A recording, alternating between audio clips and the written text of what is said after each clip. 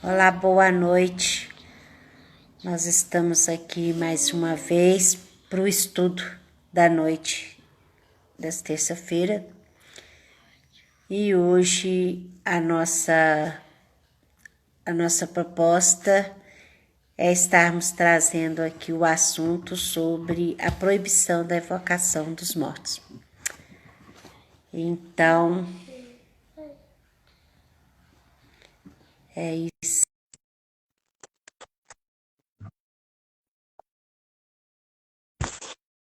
E daqui a pouquinho nós vamos dar início.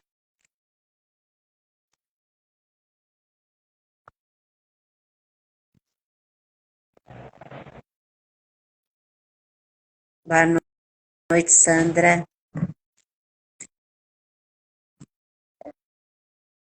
Isso. Boa noite, Zé Carlos. Boa noite, tudo bem, né? Tudo bom, graças a Deus, né? Então tá ótimo, Meu relógio que tá faltando um minutinho perfeito. e o pessoal aí vai convidando, tá convidando mais pessoas, porque vai ser um assunto muito interessante, né? Essa questão da compreensão do ensinamento que a doutrina espírita traz sobre essa proibição, né? Então, boa noite, Maristela, seja muito bem-vinda. Sandra, boa noite também, né? Então vamos lá, vamos fazer a nossa prece, rogando a Jesus, a Mãe Santíssima, que nos ajude para que a gente possa realizar esse trabalho desta noite da melhor maneira possível, auxilie o nosso expositor, que ele também possa, assim, atingir o objetivo do ensinamento, ser conosco, Senhor, agora e sempre, graças a Deus. Então, José Carlos, agora é com você. Ok. Bom, meu cordial boa noite a todos e a todas. Eu vou rogar a Deus, a Jesus, ao meu anjo guardião, os mentores espirituais da casa, que possam me intuir, né, que eu consiga trazer o assunto, né, de forma clara e objetiva, de forma que, ao terminarmos aqui, nós possamos estar, né, bem com a compreensão, né, muito firme em relação ao tema. Conforme a Noemi falou, né, hoje nós vamos falar sobre a evocação dos mortos e eu vou me basear o estudo no livro Céu e Inferno, no seu capítulo 11º, que fala da proibição de evocar os mortos. Eu vou fazer algumas citações aqui, né, primeiramente, né, lembrando que nós temos as três revelações, né, Moisés é a primeira revelação, né, que veio trazer o decálogo, e ele trouxe mais 613 leis, né, que ele colocou junto ao povo judeu, né, para que ele pudesse, inclusive ele deu caráter divino a essas 613 leis, e depois nós temos aí a segunda revelação, que é Jesus, né, vem trazendo a lei de amor, né, Moisés a lei de justiça, Jesus a lei de amor, e depois nós temos a terceira revelação, que é o Espiritismo, que vem trazendo para a gente a verdade. Tá? Vocês vão perceber que eu vou falar muito aqui, né, sobre os livros da Torá judaica, né? Nós temos aí, eu até coloquei aqui, né? Nós temos aí os 5 livros, a Gênesis, o Êxodo, o Levítico, Números e o Deuteronômio, né? Vão estar todos eles dentro do Antigo Testamento, né? Onde Moisés coloca muito claro, né, o porquê, né? Nós vamos entender o porquê que ele colocou a proibição de evocar os mortos. Tá? E à medida que o estudo for avançando, nós vamos buscar entender, né, por que o Espiritismo veio trazer a verdade e veio clarear isso para a gente, a partir de Jesus com o Novo Testamento, né, tirando para a gente aí uma série de situações que nos vedavam aí o conhecimento. Tá? Então, primeiramente, nós temos aí no livro Céu e Inferno, né, que nós vamos perceber, né, que com o advento do Espiritismo, a questão do céu, dos anjos, dos eleitos, né, o inferno dos demônios e dos condenados é julgado por terra. Né? O Espiritismo derruba isso. Né? e vem trazer para a gente uma visão totalmente diferente do tema, né? E mostrando para a gente que na casa do Pai há muitas moradas. Isso, inclusive, está no Evangelho, no capítulo 3, no Evangelho segundo o Espiritismo, no capítulo 3, há muitas moradas na casa do meu Pai. Então, nós vamos ver que essas questões, né, relativas a céu, a inferno, vai depender, é um estado de alma, né, de nós, quando nós estamos na erraticidade, né? Essa situação vai ser colocada dessa forma. Então, conforme eu disse, né, nós vamos analisar preponderantemente o capítulo 11, né, da proibição de invocar os mortos do céu e inferno. Kardec inicia o capítulo ele colocando o seguinte: a igreja, de modo algum, nega a realidade das manifestações. Ao contrário, como vimos nas citações precedentes, admite-as totalmente atribuindo-as à exclusiva intervenção dos demônios. Então, nos capítulos anteriores do céu e inferno, né, principalmente no 10º, Kardec faz uma série de situações mostrando, né, que essas situações elas são verídicas, são verdadeiras, né, mas a igreja, né, de conveniência muitas vezes nega essas situações, né? Então, quanto à proibição de evocar os mortos, não existe nenhuma passagem no Novo Testamento indicando tal regra. O que prevalece é a proibição de Moisés, né? Então está no Antigo Testamento essa proibição, né, dentro daquelas 613 leis que Moisés promulgou, e aos quais ele deu caráter divino, porque ele precisava, né, direcionar aquele povo, né, que ele peregrinou com eles pelo deserto, né, ele precisava dessas leis, né, juntamente com o Decálogo, né, que são leis divinas, e ele agregou as 613 para que ele pudesse levar esse povo a bom termo. No Levítico, no capítulo 19, versículo 31, né? Então está aí um dos primeiros, né? Faz parte do livro da Torá, um dos livros da Torá judaica, né? Dos 5 livros do Pentateuco, né, judaico, né?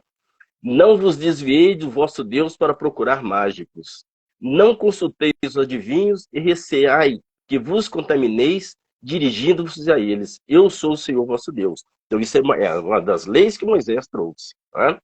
A outra: o homem ou a mulher que tiver espírito pitônico ou de adivinho, morra de morte. Serão apedrejados e seu sangue recairá sobre eles. Está no Levítico, capítulo 20, versículo 27. Então, são duas leis, né, colocadas lá por Moisés, né, no Levítico, né, trazendo para a gente essa questão, né, da não evocação, né? Mais um, né, agora vai estar no Deuteronômio, no capítulo 18, no versículo de 9 a 12. E entra fogo, que use de malefícios, sortilégios e encantamentos, que consulte os que têm o espírito de Pitom e se propõe a adivinhar, interrogando os mortos para saber a verdade. O Senhor abomina todas essas coisas e exterminará todos esses povos, a vossa entrada por causa dos crimes que têm cometido, né? Então vocês percebem, né, que o caráter, né, que Moisés dava a essas citações, né, dava caráter como se fosse Deus estivesse transmitindo, justamente para ele pudesse direcionar aquele povo, né? É interessante, né? Em algumas traduções da Bíblia, o termo espiritismo, a expressão média espírito, foi inserida nessas passagens que representariam condenações diretas ao espiritismo. Como Moisés ou os profetas ou o evangelista poderia ter citado o espiritismo, visto que o seu surgimento se deu com a publicação do Livro dos Espíritos em 1857. Então não faz sentido, né? Então aí é coisas, né, colocadas pelo homem, né, mais moderno, justamente para poder direcionar, né, dentro daquilo que cada religião, né, cada tradução buscaria atender aí o seu quinhão, né? Ainda na tentativa de forçarem uma condenação bíblica à doutrina espírita, dizem que os termos como adivinhos, feiticeiros, encantadores, etc., são sinônimos de espiritismo, o que é uma total ignorância com relação ao verdadeiro caráter do espiritismo. Ou pior, denota má fé a igualar o espiritismo com práticas supersticiosas e antigas, né? E o espiritismo não é isso, tá? Então, é realmente uma tentativa, né, de forçar essa condenação à prática espírita. O pesquisador Severino Celestino da Silva, ele publicou um livro chamado Analisando as Traduções Bíblicas, que é o resultado de uma pesquisa onde ele analisou 16 diferentes Bíblias e encontrou disparidade de conteúdo. Cada tradutor faz as suas inserções de acordo com as ideias que a sua religião prega, né? Então eu vou trazer alguns desses exemplos, né, para que a gente possa perceber essas situações. Então nós temos a primeira aí, a tradução do Novo Mundo das Escrituras Sagradas, né? Então lá em Gálatas, no capítulo 5, no versículo 19 a 21. Ora, as obras da carne são manifestas, as quais são fornicação, impureza, conduta desenfreada, idolatria, prática de espiritismo, inimizades, rixa, ciúme, acessos de ira, contendas, divisões, seitas, invejas, bebedeiras, festanças e coisas semelhantes a estas, né? Então, essa é uma tradução que traz aqui, ele faz clara alusão ao espiritismo, né? Trazendo uma conotação totalmente diferente do que realmente é. Né? Vamos ver uma outra. A tradução do João Ferreira de Almeida, também em Gálatas 5, 19 e 21. Então, a mesma tradução, o mesmo versículo, com a outra tradução agora, né? Agora do João Ferreira. Porque as obras da carne são manifestas, as quais são prostituição, impureza, lascívia, idolatria, feitiçarias, inimizades, porfias, emulações, iras, pelejas, dissensões, heresias, invejas, homicídios, bebedices, grutonarias e coisas semelhantes a estas, né? Então, vocês verem o mesmo versículo, né, com uma conotação, né, diferente uma da outra, de uma tradução para outra. Ainda no tradução do Novo Mundo das Escrituras Sagradas, agora ele traz no Levítico, no capítulo 20, versículo 6. Quanto à alma que se vira para os médiuns espíritas e para os prognosticadores profissionais de eventos, a fim de ter relações imorais com eles, certamente porém minha face contra essa alma, e a separei dentre seu povo. Não vem uma outra tradução. O João Ferreira de Almeida está dizendo o mesmo versículo, né, com a outra conotação. Quando uma alma se virar para os adivinhadores e encantadores para se prostituir após deles, eu porei a minha face contra aquela alma e a extirparei do meio do seu povo. Né? Vocês observem, né, que são conotações diferentes para o mesmo versículo. É preciso compreender os motivos que justificavam essa proibição e que hoje se anularam completamente. O legislador hebreu, ou seja, Moisés, né, queria que o seu povo abandonasse todos os costumes adquiridos no Egito, onde as evocações estavam em uso e facilitavam abusos. Ou seja, né, Moisés implementou essas leis buscando fazer com que aquele povo que ele comandava abandonasse práticas, né, que eram usuais naquela época, usando-as de forma errônea. Né? A proibição de Moisés era assaz justa porque a evocação dos mortos não se originava nos sentimentos de respeito, afeição e piedade para com eles, sendo antes um recurso para adivinhações, tal como nos augúrios e presságios explorados pelo charlatanismo e pela superstição. Então Moisés buscava proibir, né, para evitar que se fizesse a mesma coisa que se faz, né, com os charlatões, né, e aqueles que utilizam a superstição, né, esse critério, né, como forma de enganar, né, como forma de subestimar o outro. Né? Se a lei de Moisés deve ser tão rigorosamente observada nesse ponto, força é que seja igualmente em todos os outros. Por que seria ela boa no tocante às evocações e má em outras de suas partes? Né? É um questionamento que a gente faz. Né? Ou existiria pontos da lei mosaica que não mais se justificam, sejam cabíveis no mundo moderno? Né? Então, nós vamos ver alguns exemplos em relação a isso. Né? Então, a gente tem aí, né? Ainda no Levítico, no capítulo 1, versículo 8 e 9. Vamos ver que nós estamos apenas no Antigo Testamento, por enquanto. Né? Também os filhos de Arão, os sacerdotes porão em ordem os pedaços, a cabeça e o redenho, sobre a qual a lenha que está no fogo em cima do altar. Porém, a sua fressura e as suas pernas lavar-se-ão com a água. O sacerdote tudo isso queimará sobre o altar. O holocausto é oferta queimada, de cheiro suave ao Senhor. E isto é uma instrução que sobre sacrifícios, né? Quer dizer, É o contrário do que se colocava antes, né? Então aqui, para o sacrifício, as leis de Moisés poderiam servir, né? Para a evocação dos mortos, né? É o contrário, né? Então essa foi o primeiro questionamento que a gente fez. O segundo, em Levítico, no capítulo 2, no versículo 9 a 10. E a queimará sobre o altar oferta queimada é de cheiro suave ao Senhor, coisa santíssima é das ofertas queimadas ao Senhor, né? Então são duas situações colocadas aí. Ainda temos ainda, né? O ritual, um resumo de um ritual para a cura de uma hanseníase. Né? Está lá no Levítico, capítulo 14. A gente sabe que a hanseníase era considerada, aquele que tinha a hanseníase era considerado um pecador, né? E aqui, né, a gente tem um ritual para a cura da hanseníase. Está no Levítico 14. Adquira 2 pássaros, mate um, molhe o pássaro vivo no sangue do morto, espirre o sangue no leproso 7 vezes. Então solte o pássaro vivo no campo. Depois ache 2 cordeiros e os mate.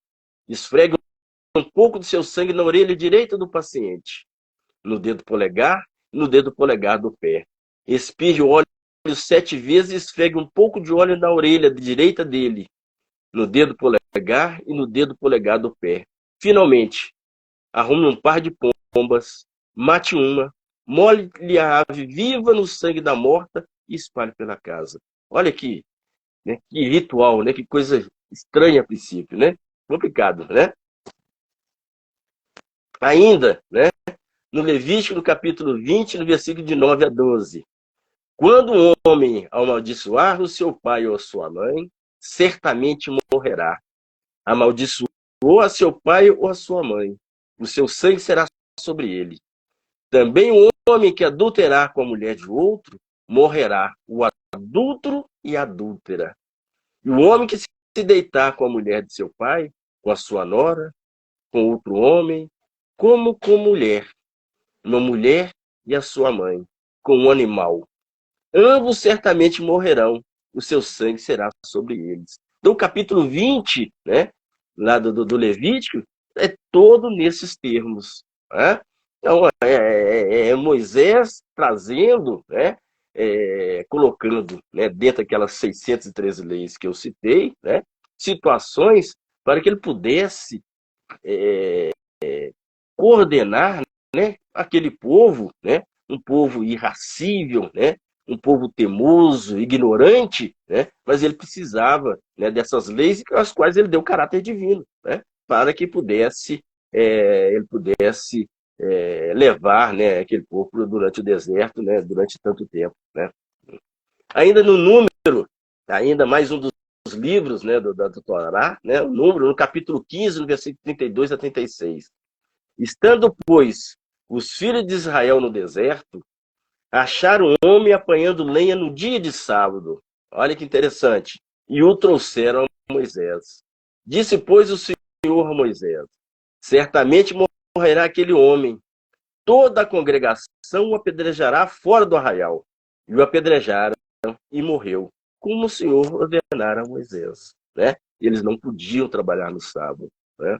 Não, aí é mais uma das situações colocadas aí, né, num dos livros por Moisés. Aí no Deuteronômio, né, mais um dos livros, né, no capítulo 17, no versículo de 1 a 7. Não sacrificarás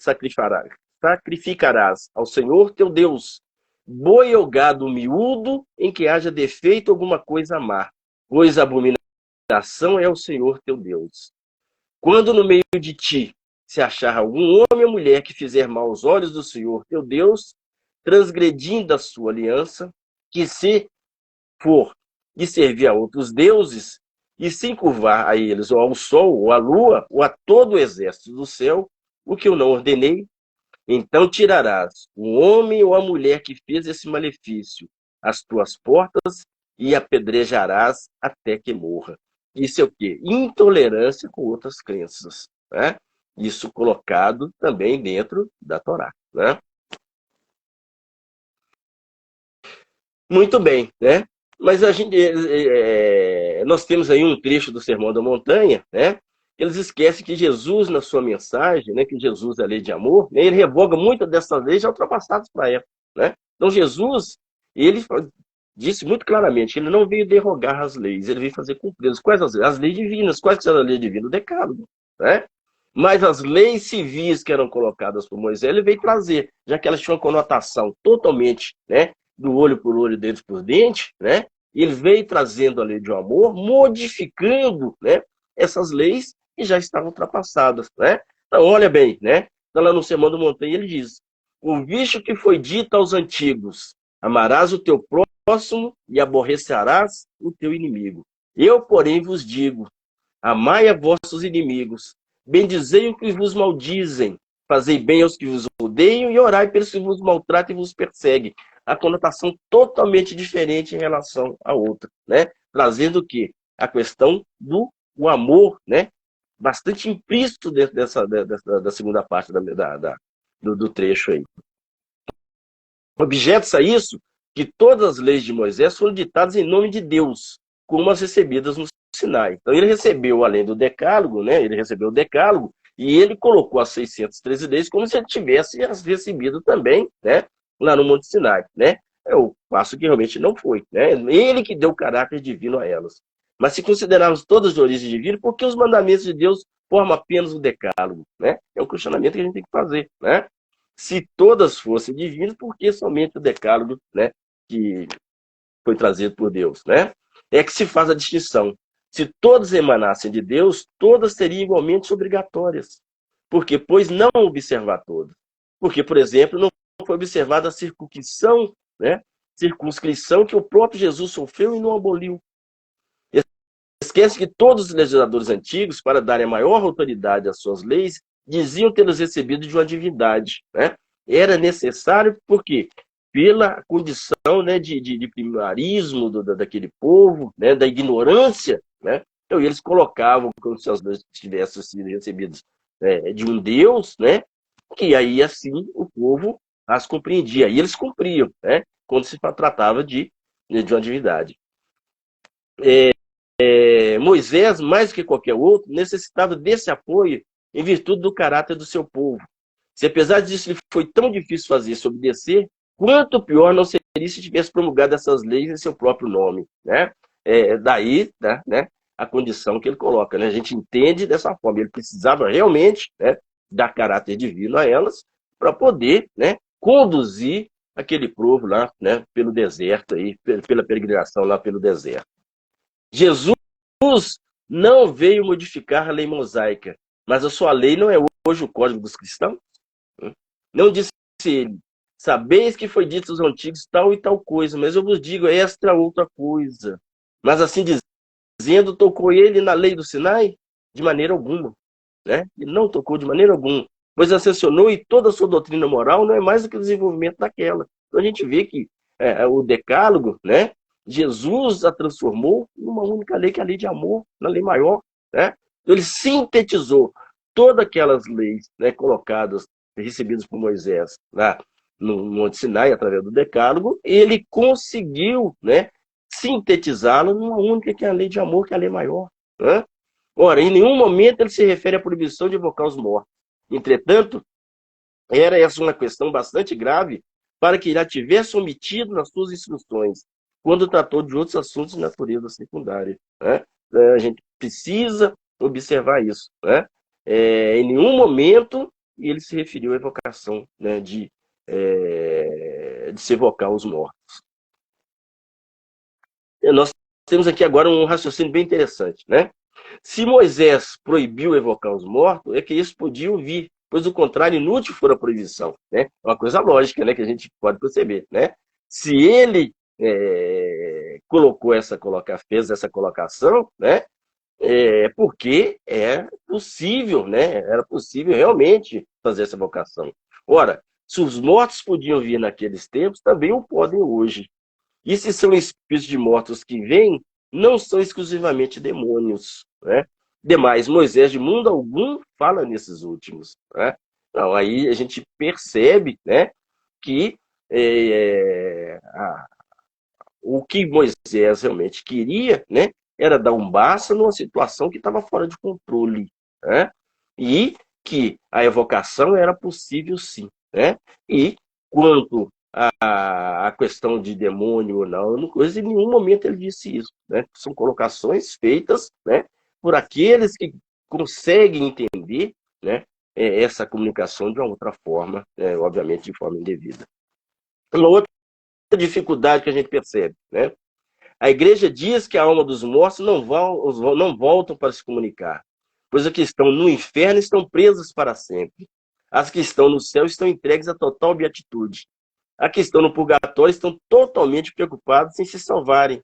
Então, por que a igreja invoca a presença dos santos? Não é interessante, né? Por que eles invocam, então, a presença dos santos? Como explicar as aparições e os milagres realizados a partir desses contatos? Né? Então, são questionamentos que a gente tem que fazer, né, em que a igreja faz certas colocações, né, em relação à evocação, né, mas nós temos essas situações que nos levam, né, a buscar, a questionar, né, o que então? Né? Trata-se de saber se a igreja coloca a lei mosaica acima da lei evangélica, ou melhor dito, né, se ela é mais judia do que cristã. É mesmo se notar que todas as religiões a que menos se opôs ao espiritismo foi a judia, que não invocou contra as relações com os mortos a lei de Moisés, sobre as quais, entretanto, se apoiam as seitas cristãs. Né? É interessante essas colocações. Né? A gente, à medida que você vai começando a ler, a perceber, né, qual que é as intenções que existem por detrás dessas doutrinas. Né?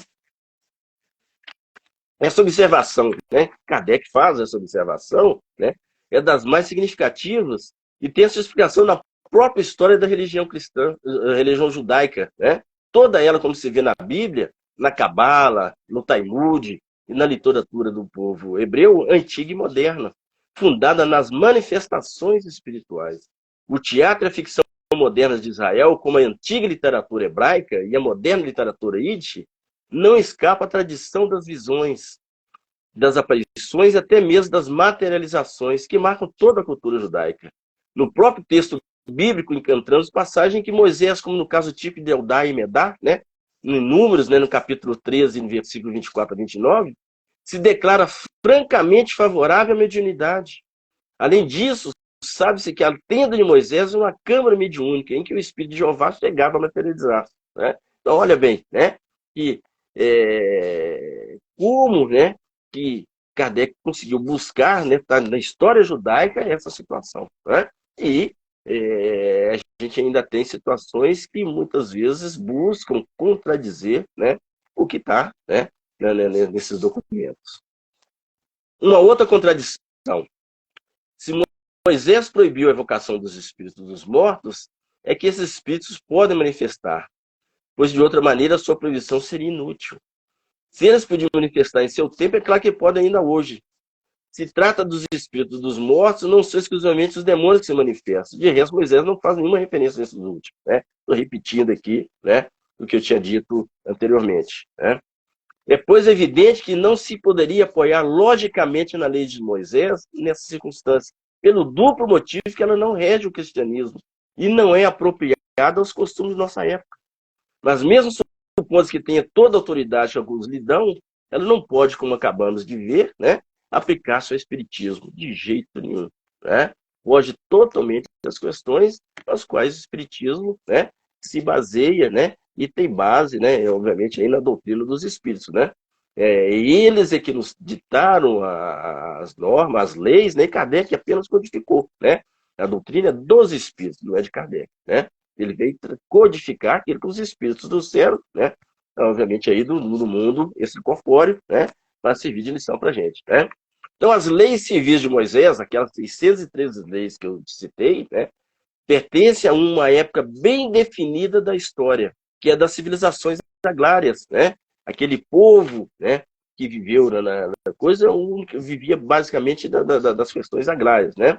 O próprio Decálogo traz as marcas dessa fase histórica e em nossos dias é divulgado com a supressão dos pormenores, que o tornariam ridículo aos nossos olhos. Né? Trata-se, pois, de legislação anacrônica. É interessante a gente observar isso, né?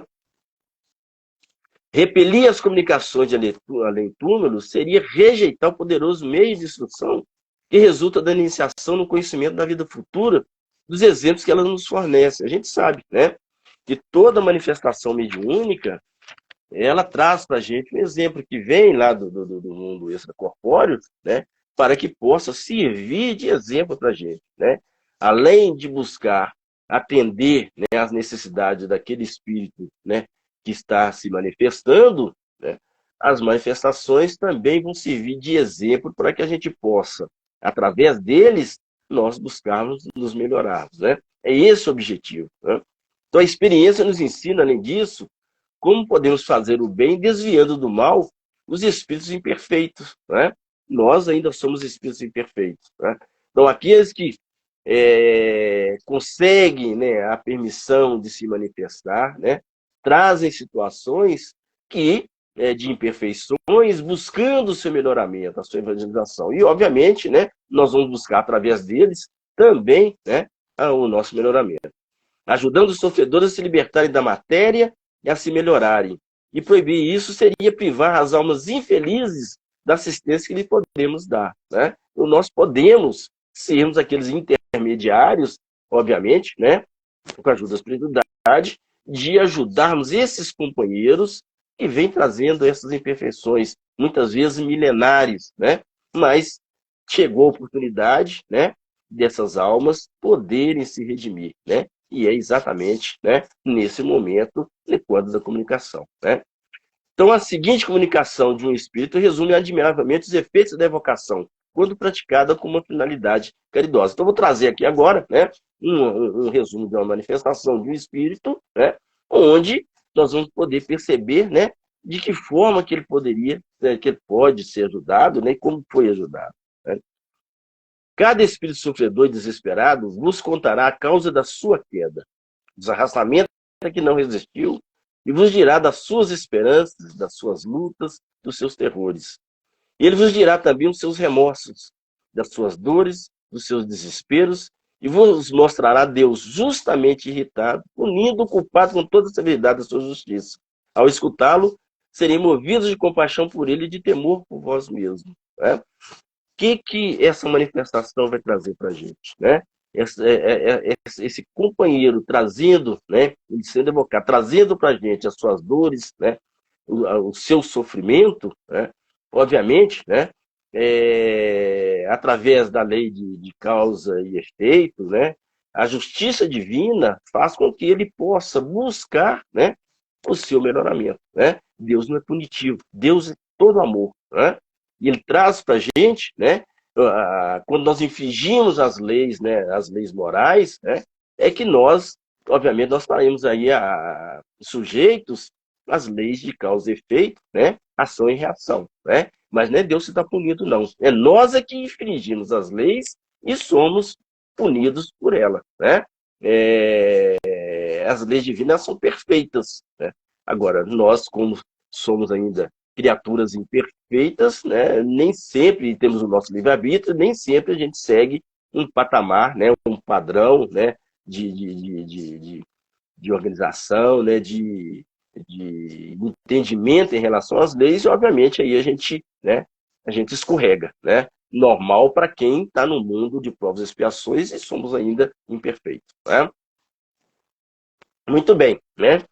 Ao seguir os seus lamentos, verei Deus não perdendo de vista, esperando o pecador arrependido, abrindo os braços, tão logo ele começa a avançar na sua direção, né? Então Deus nunca vai abandonar o filho, nunca. O pai não abandona o filho de hipótese nenhuma, né?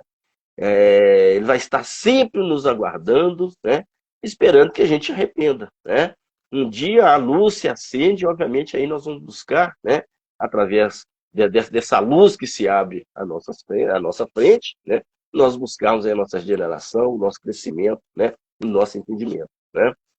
Vereis os progressos do culpado, para os quais teria a felicidade e a glória de haver contribuído. Então, quando nós podemos ser aqueles os quais podemos abrir o nosso coração, né, abrir a nossa mente, a gente poder receber aquele companheiro, né, fazer com que ele possa empreender ações através do nosso exemplo, né?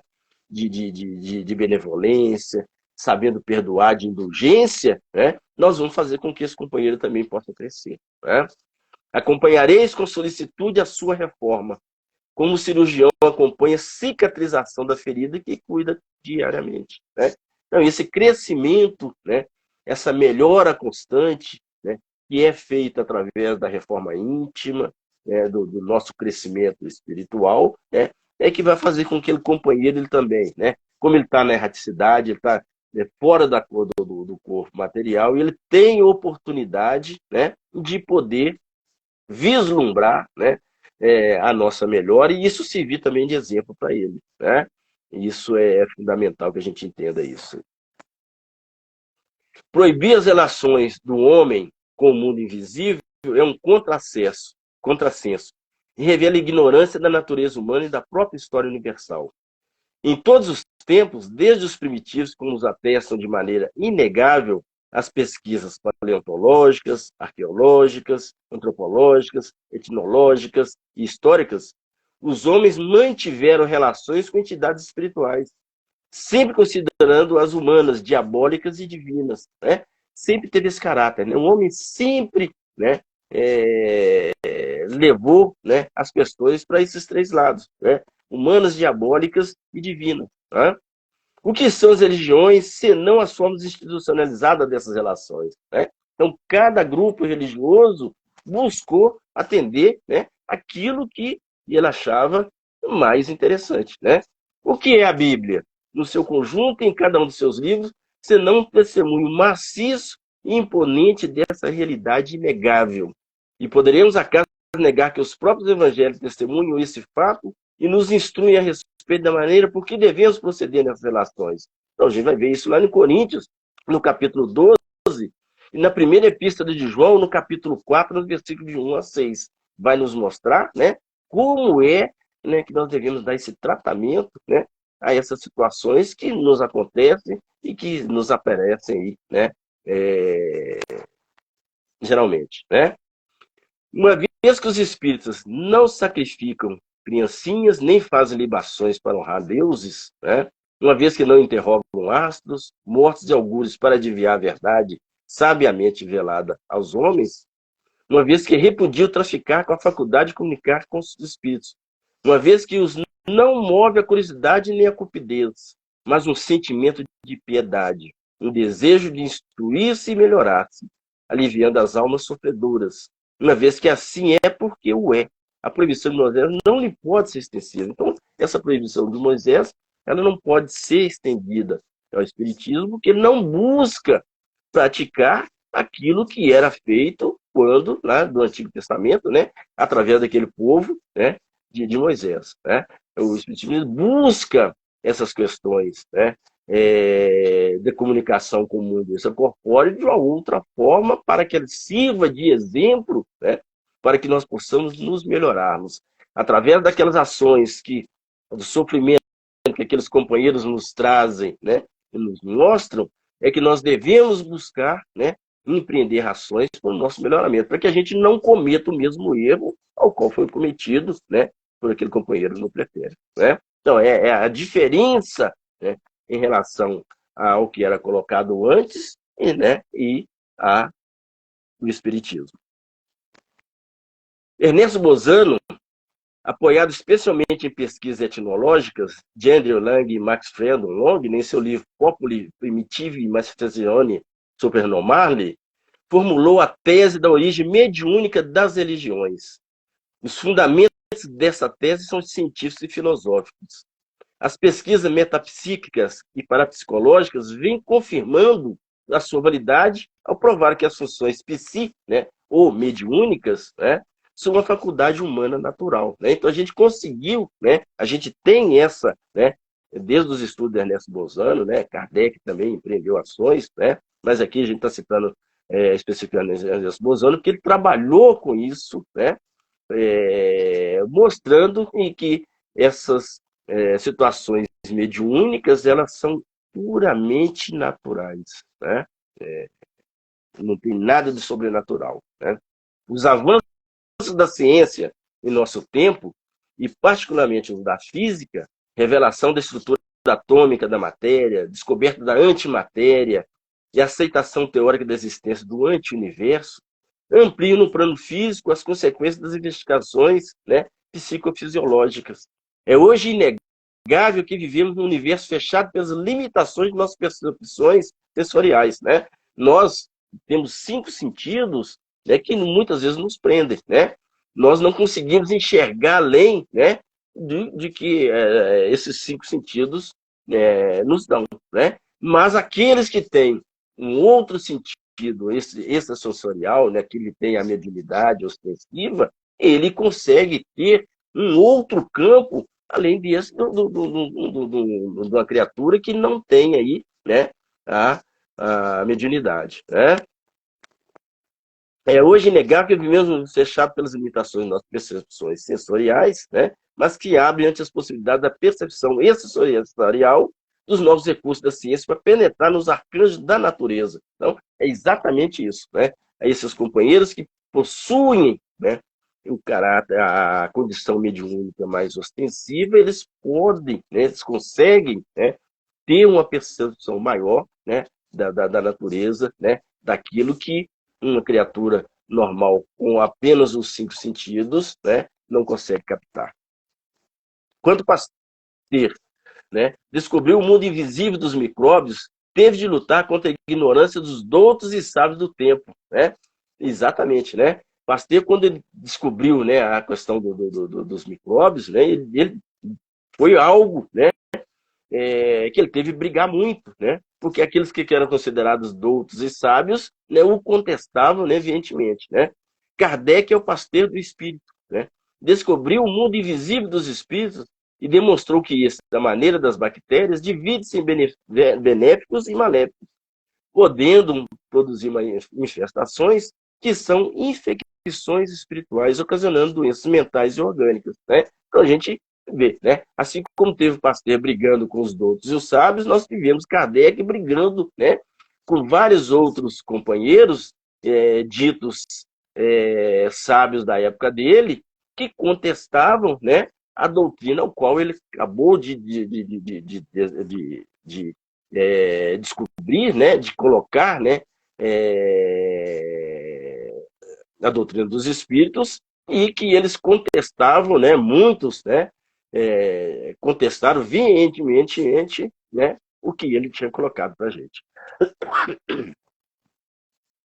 Contra ele se levantaram da mesma maneira os doutos e os sábios do tempo, mas ainda mais fortemente apoiados pelos clérigos e teólogos das religiões dominantes do que no caso de Pasteur, né? Então Kardec ainda teve contra ele, né, os clérigos e religiosos que, aliados aos cientistas, aos doutos, né, e sábios do tempo, né, questionavam toda aquela doutrina que ele acabava de colocar, né? A luta era mais difícil porque contra Kardec se conjugavam preconceitos, superstições e interesses materiais muito maiores e mais arraigados. Mas mesmo assim, a verdade não pode ser obscurecida. Então, no início, eu tinha dito que Moisés, a primeira revelação, trazendo a lei de justiça, né? Aí vem Jesus, segunda revelação, com a lei de amor. O Espiritismo, que era a terceira revelação, que veio, né, Kardec codificou, né, que é a doutrina dos espíritos, veio trazendo para a gente a verdade. Tá aí, né? Mas mesmo assim, a verdade não pode ser obscurecida. Então, aquilo que Kardec trouxe para a gente, de forma nenhuma ia ficar escondido, né? Ela teria, né, o seu apoio, teria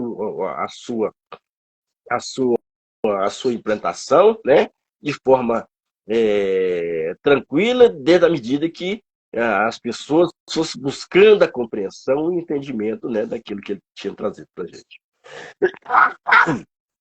Então, concluindo, né, deixando de lado a questão científica e também a questão filosófica, a que nem nos referimos aqui, né, para tratar dessa questão religiosa, que é o assunto deste livro, né? Então, o Céu e o Inferno vem trazer, né, essa parte aí, né, a questão religiosa, né? Podemos assegurar que a condenação de Moisés, erroneamente aplicada ao Espiritismo, redundaria na eliminação pura e simples de todas as religiões. Porque todas elas, desde as primitivas até as mais culturalmente refinadas, apoiam-se na relação do homem com o mundo invisível e delas se alimentam. Os fatos espíritas estão na raiz e na seiva da religião, que tem sua origem na revelação e desenvolve graças à seiva mediúnica da permanente comunicação dos homens com os espíritos. A evocação contra a qual se levantam os maiores protestos é também uma constante na história, na teoria e na prática das religiões. Como Kardec explica, basta pensar no espírito para o evocarmos. Então, o pensamento é tudo. Mas isso não o obriga a atender-nos. Os espíritos são mais livres do que nós, os encarnados. E a evocação é um simples apelo, nunca uma tentativa mágica de sujeitar o espírito ao homem. Isso fica muito claro.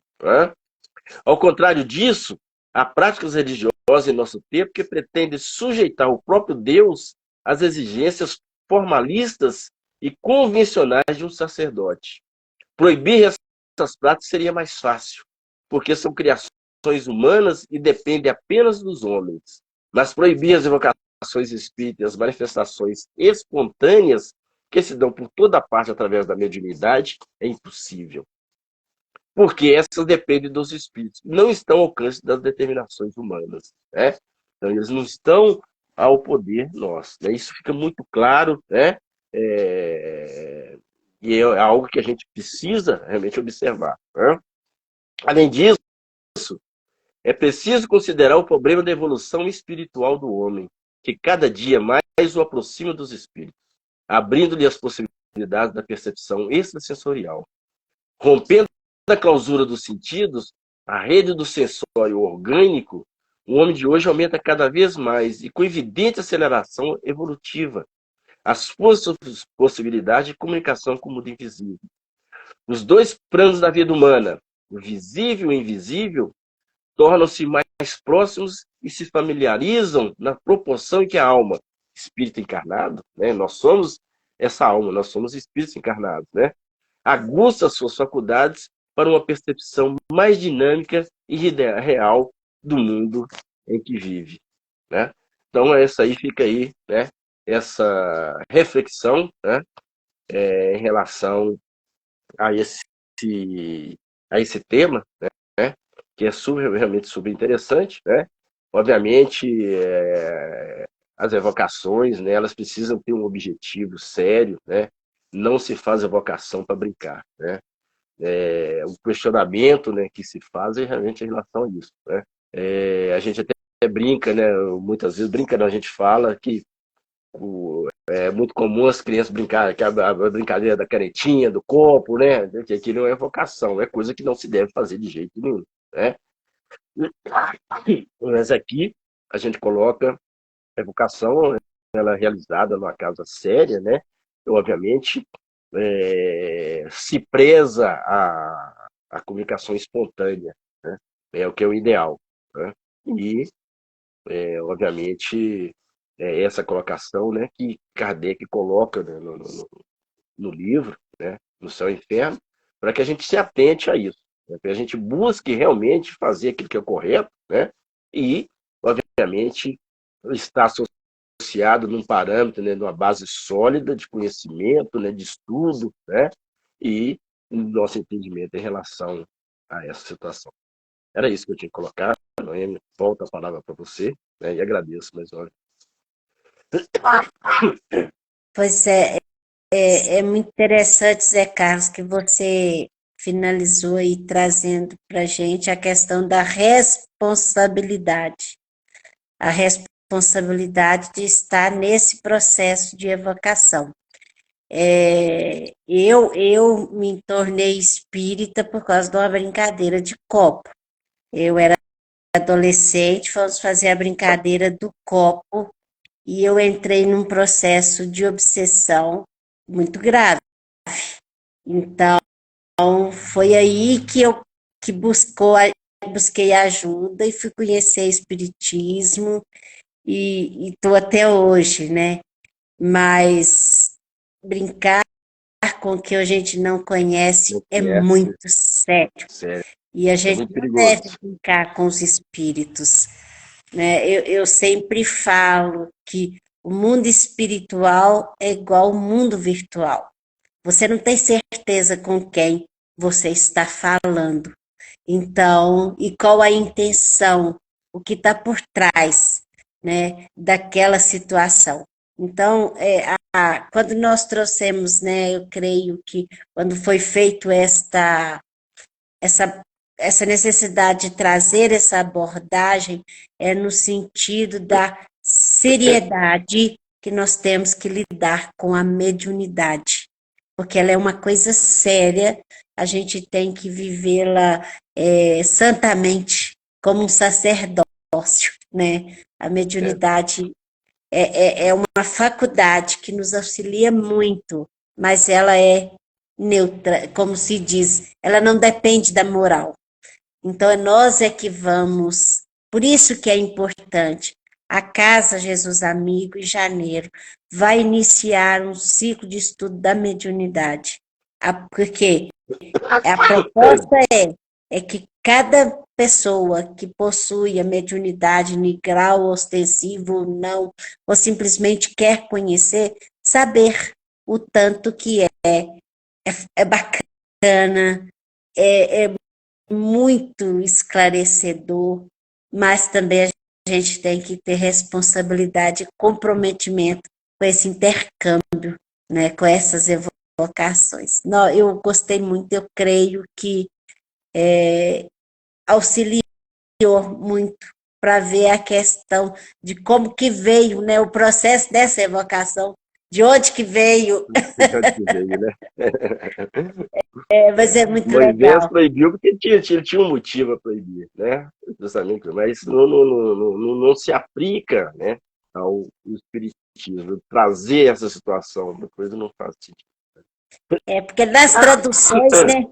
Nas traduções eles colocaram contra o espiritismo nem existia. Nem existia na época, né? Quer dizer, realmente atendendo, né, as situações, né, de cada Os interesses, né? é, Que acontece então, gente? Se vocês querem conhecer mais sobre mediunidade, vai ter o curso da Fraternidade Jesus Amigo. Lá tem o link para você fazer a inscrição, tudo direitinho, tá bom? Então, nós vamos encerrar agradecendo a Jesus nessa oportunidade.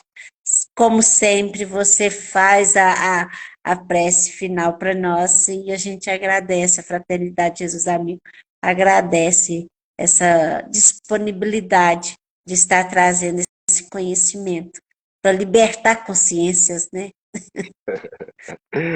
eu que agradeço a oportunidade de estar com vocês mais uma vez, né? Até a próxima, se Deus quiser, né? Então vamos rogar a Deus, a Jesus, aos mentores espirituais da Casa de Jesus Amigo, que possam nos abençoar, nos iluminar, que possamos buscar, através dos entendimentos, das lições que nos foram apresentadas na noite de hoje, buscarmos aí o nosso crescimento espiritual, o nosso melhoramento, e que possamos, com isso, estarmos sempre prontos a atender o chamado do Mestre. Que Jesus nos abençoe e nos ilumine hoje e sempre. Assim seja. E até semana que vem, se Deus quiser. Grande Um abraço para todos. abraço, um abraço. Excelente semana, excelente noite. Até mais. Até mais, um abraço.